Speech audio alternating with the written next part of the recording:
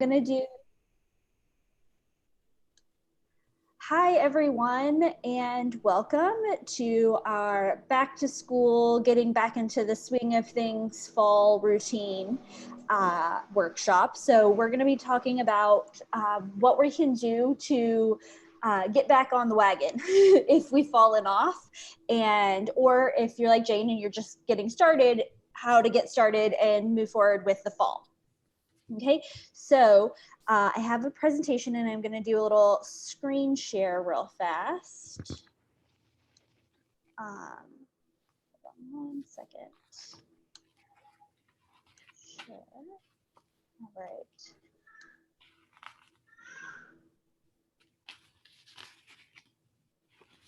All right, hold on. I'm going to exit full screen though. Sorry. I have notes, so I got to do a little setup.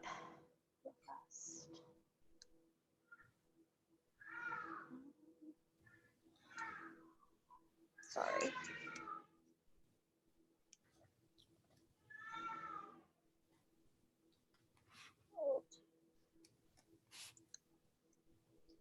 Okay. Share that one.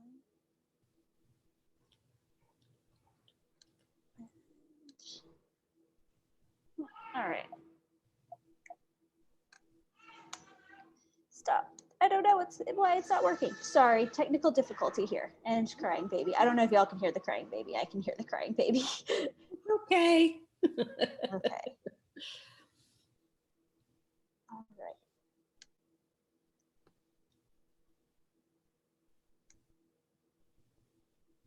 No, that's not. I'm going to present.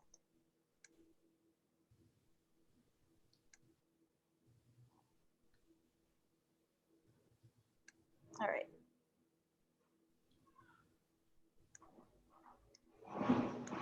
Share. School share. All right. There we go. All right. So we're just going to go ahead and get started.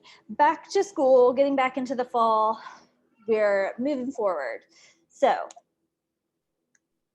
what does fall or autumn mean to you? What does it mean to get back to go back to school? I know that you might not have kids in the house anymore, but everyone knows the fall, get back into the swing of things. It's kind of like the second new year kind of feel. It has new beginnings vibes to it because you're getting ready to go back into a different phase of more indoor activity, more structure. I know that in some places, like a lot of places are getting back into going into the office for work, partly because of COVID, partly just because sometimes people work from home in the summer, vacations are over. There's a lot of transition and a lot of closure and a lot of moving into a different phase. So what does that feel like to you, Jane or Eric? If you want to share, what does fall look like and feel like to you when you think of fall and going back, changing? Well, I love fall.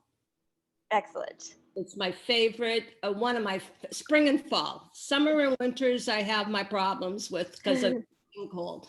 But I become more alive, as to say, in fall. I kind of wake up. It's an awakening because in the summer, like on a day like this, when it's 95 and humid, I stay in the house with the air conditioner. I mean, yeah, I'm going to go food shopping later, but and I feel more sluggish. Mm-hmm. And I don't want to do anything. Fall awakens me, and that's how I see it. But it is going to be my life doesn't change that much because I'm older and I'm retired. Mm-hmm. But this is a real challenge for me. This program, being 2 weeks into it, or maybe almost my third, yeah. But it's taken over my whole life. It really has. Well, we don't want that to necessarily happen. We do want to change your life and make some really great changes, but we don't want it to take over your life. But I think it's because it's so new yet. And I'm still getting acclimated. I mean, the cooking, I was starting not to want to cook at all. So fast foods or, order something, which is not good stuff. I know that. Mm-hmm. And now I got to cook everything. So it's very different right now. I'm really trying to adjust and everything. Okay, great. So this will definitely, this system will definitely help you out. Right. Eric Dahl, what about you? Are you there? I know he was cooking or something, so he might not actually be able to respond. Okay, sorry, what? Yep, you're here? I'm here. Okay. What does fall and autumn mean to you, Eric? What is that? What are the changes, and what are you looking forward to or not look forward to? I guess it usually means kind of like what I've been working on and looking inside more, and what do I need to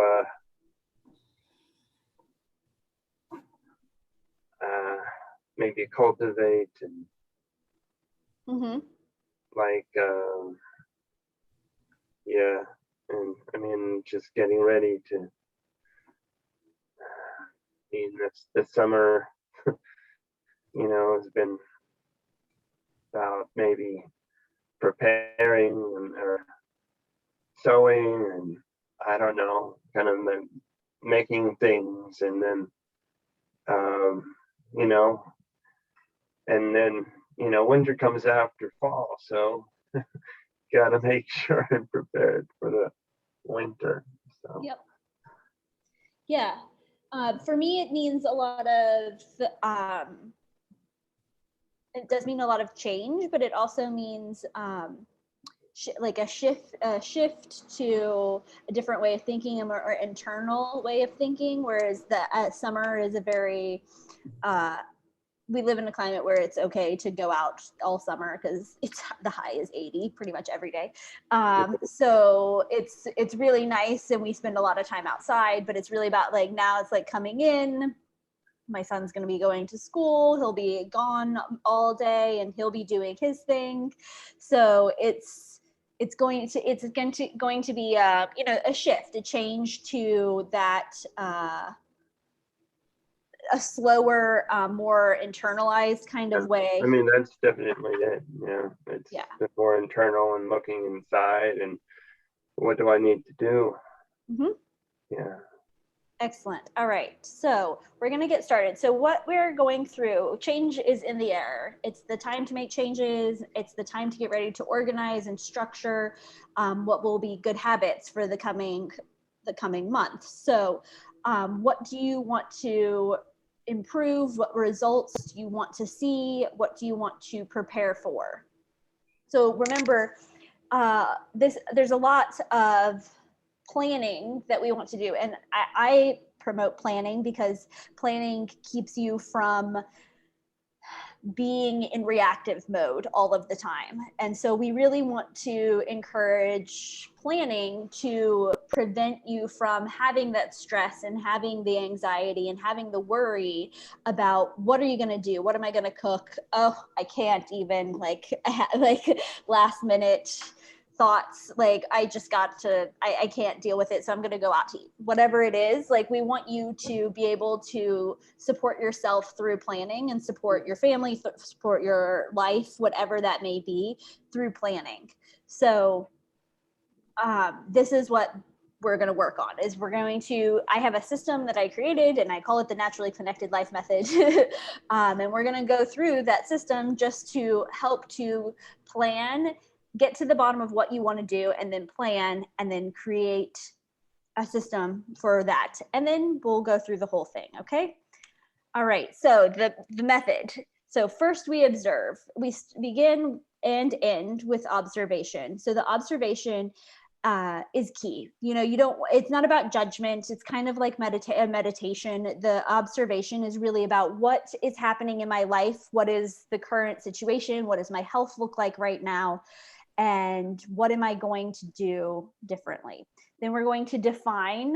And when I say define, it means, what do we want to change? What do we want our values to be? What do we have that are already our values and that are maybe not being expressed? So we want to define what we want things to look like. And then we get into the elimination. So we're going to get rid of all of the things that are no longer serving us. Is that, is that a certain food? Is that a relationship? Is that a way, a mindset? There's so many different things that we sometimes need to eliminate. And it's more than just taking out garbage or changing our diet. A lot of it, Eric and I talk about this a lot, about mindset work, obviously, and maybe you want to get rid of that idea that you're unhealthy so that you can embody health. So it really changing your mindset to be one of, I am healthy. So you're eliminating that old pattern.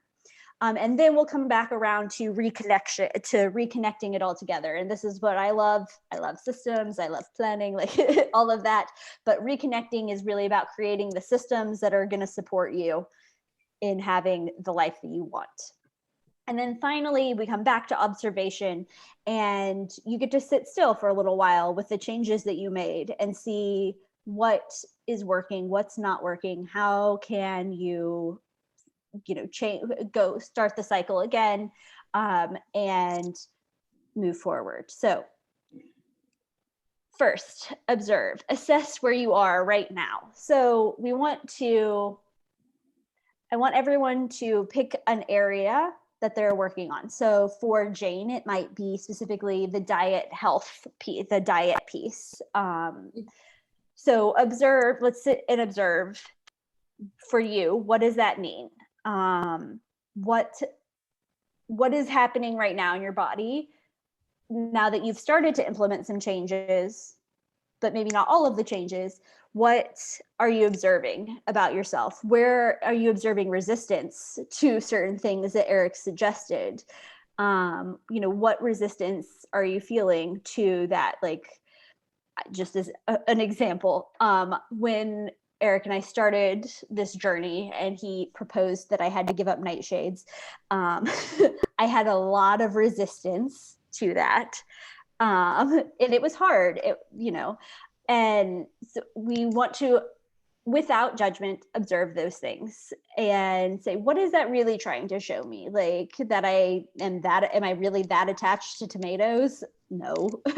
I'm attached to an idea of being a certain type of person who eats tomatoes, maybe, but I'm not really attached to tomatoes that much. So you need to just observe, again, write some notes down, and we're going to have time at the end to go through this together, or you'll be able to go through it individually. All right, so then define, what do you want your vision for the coming months to be? What does that look like? What do you want to see in your life change? And I know that you've probably gone through some of this already with Eric and your coaching calls and in the beginning. But what do you want to see change in the coming months? What do you want to embody in the next few months? So do you want to embody health? Do you want to really change your values and really say, I really do value my health so much that I'm going to be totally okay with cooking and I'm going to find a way to enjoy it? So can you do that? Like, is that something that you want to do? Or are you like, I really don't actually enjoy cooking that much, and that's okay, but I do understand that my health is requiring that. So what are the things that I can do to help make that easier instead? Like, what can I prepare in advance? How can I make it really simple? Whatever it may be that you need to do. So what is your vision?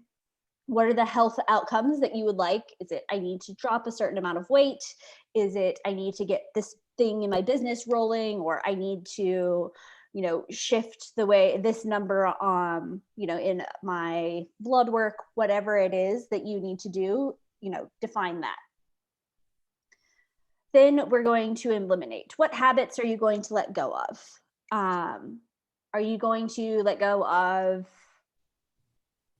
having a certain mindset? Are you going to let go of eating out? Are you going to let go of maybe a relationship or a friend who's constantly like or someone who's constantly trying to get you to eat things that you shouldn't eat. You know, there's many different things that we could potentially need to eliminate in order to achieve the success that we want in our program. Okay. Then we're going to reconnect, put it all back together and create a system. So some of the systems that we really recommend are meal planning. We really recommend meal planning. We really recommend making a shopping list before you go, knowing exactly what you're going to get, sticking to that. You know, we fall prey to buying our son popsicles too, but you know, it's still important to really stick to a plan and to create that plan, and have systems for that. And we're going to go into some of those systems in just a minute too. Observe, put your plans into action and see what happens. So now that you've started to do these things, what is happening? What's shifting in your life? Where do you need to recalibrate? Where are you finding your resistance really showing up? Is it specifically on Thursday nights that you are always wanting to go out to eat because of whatever reason that is? A friend calls, or, you know, a child, you have something going on with, like, outside of your home, whatever it may be. So find your resistance again and sit with it, see where we can make more changes. All right. So some of the recommended changes, and this is going back to our reconnect phase, but some of the recommended changes. Obviously, we said meal planning and meal prep. Meal prep is one of the key things that we want to do, especially, I know that no one on the call besides myself and Eric have children, but we want to make sure that if prepping meals, especially for lunches and things like that for kids' lunches, is really important. Making a plan for what that's going to be. Okay, so I'm going to make chicken salad this week, and my kid's going to have chicken salad 2 of the days this week, and then I'm going to do a turkey sandwich the other day, and I'm going to do whatever, what do you call it? Something like pancakes and meat sticks another day. So these are all examples of things that we actually plan for my son's lunch. And we're going to actually be coming out with a free guide for lunch planning tips. So it won't just be for kids, although it will be a very kid-friendly guide coming out soon. So meals, obviously very important. There's a lot of planning that needs to go into that, preparing them in advance, you know, putting the lunchbox together. If you go to work outside of the home, you might want to do that, you know, have all of your leftovers planned out for the week, and take those for lunch, whatever works best for you. This is the time to get on to a better sleep schedule. You know, we do have a tendency as humans, and we should sleep more. And I don't mean significantly more, but you should be, you know, it's more of a sleepy time. You should be going to bed earlier. The sun's going to be setting, you know, much earlier in the day. So getting more sleep, focusing on sleep is really important during the fall and winter months, because that's when our body is doing a lot of resting, a lot of renewal, a lot of growth, and less of that less expansion and more internal. And sleep is really important to that. Better technology habits kind of go into that sleep thing. A lot of people take their phone to the bedroom, and we cannot say as many times as we need to stop taking your phone in the bedroom with you. It's not healthy to take your phone into the bedroom. You don't need the EMFs right next to your head all day, or all night. And just in general, it causes stress that you don't need. To roll over and look at the news, it's not helping anyone. So better technology habits. Also, you know, family dinners. You know, it's getting to that time where things are less chaotic. So if you're reinstating a family dinner every night, setting good boundaries at family dinner is really important. And even if you're a single person eating by yourself, setting good technology boundaries while you're eating is a really great thing to do. Not having the TV on, not reading your cell phone. focusing on your food, focusing on how you feel, how your food makes you feel, lowering your stress is really important while you're eating too, because your body's going to digest better when you're not in a stress state while you're eating. Stress management plan. So they're all kind of connected, but the stress management plan, does that mean that means pay attention to if you're overscheduling yourself or if you're doing too much. Don't do that. Like we have a tendency a lot of times if we have kids to, in the fall, a lot of sports start up again and a lot of things get started again. And we want to make sure that we're not overscheduling ourselves, we're not overscheduling our children, and really to help focus on those things that are going to eliminate stress in our lives. And then consistent moderate exercise plan that's appropriate for you. So now that it's not as hot, it's better. You can start walking again once or twice a day. Exercise and doing moderate weightlifting, very light weights, whatever works for you is really important, because we want to make sure that you're getting the appropriate exercise for you. Okay. And so everyone needs to be getting that exercise. And as we go into the winter, you might not be walking as much. So it's even more important once we shift into the winter to continue with a routine that incorporates moderate weights and moderate resistance exercises. And get outside. Even in the winter, it's good to get outside. Eric's a big fan of the cold therapy.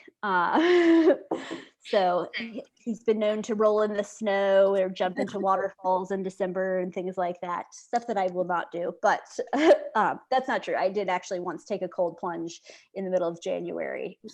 I don't know what I was thinking. It was for my birthday too. It was terrible.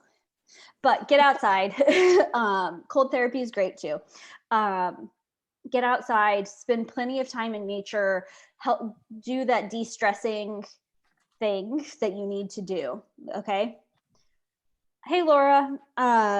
So I'm going to actually, we're going to come to the end again, and I'll just go through a little bit. All right. So now it's time for everyone to get started. And I'm just going to give a brief recap of each of these things. And then we're going to stop the recording and we'll talk, and we'll be able to go into deep dive into helping people to fill out these 5 things and get working on them. Okay. So observe, what does life look like right now? What are we going to change? What do we want to do differently? But without judgment. What does it look like right now? Is it chaos? Is it calm? Is it healthy? Is it somewhere in the middle? Like, what are the things that you're observing in your life? And we, without judgment, are just going to acknowledge them for what they are. Then we're going to define what it is that you want to do differently. What do you want your vision to be? What do you want your values to be? What do you really want to work on for this coming fall and winter season? And then we're going to get rid of those things that are no longer serving you. What is it? Mindsets, diets, foods, whatever it may be, clothes, things, anything. Get rid of all of those things that you're no longer serving you and allow space. Then we are going to reconnect it all. We're going to create some systems. We're going to get back into what we want to put together, how we want it to be. And those systems really are the key to holding it all together and holding together everything that is going to help you to make the life that you want and create a connected life. And then observe again. Observe how it's working, observe what needs to be fixed or tweaked and changed, and then come back around and do it all again. All right. So now it's your turn. Everyone, I'm going to go back in the slides to the other, to the one where it's listed, but I want everyone to just kind of write down we'll start with observation, and whatever the topic is that you are looking at, I want you to observe what it is that you want to change about that, not what you want to change. Observe what's going on right now in your life. Okay. And Eric, if you want to pause the record, stop the recording now, you can.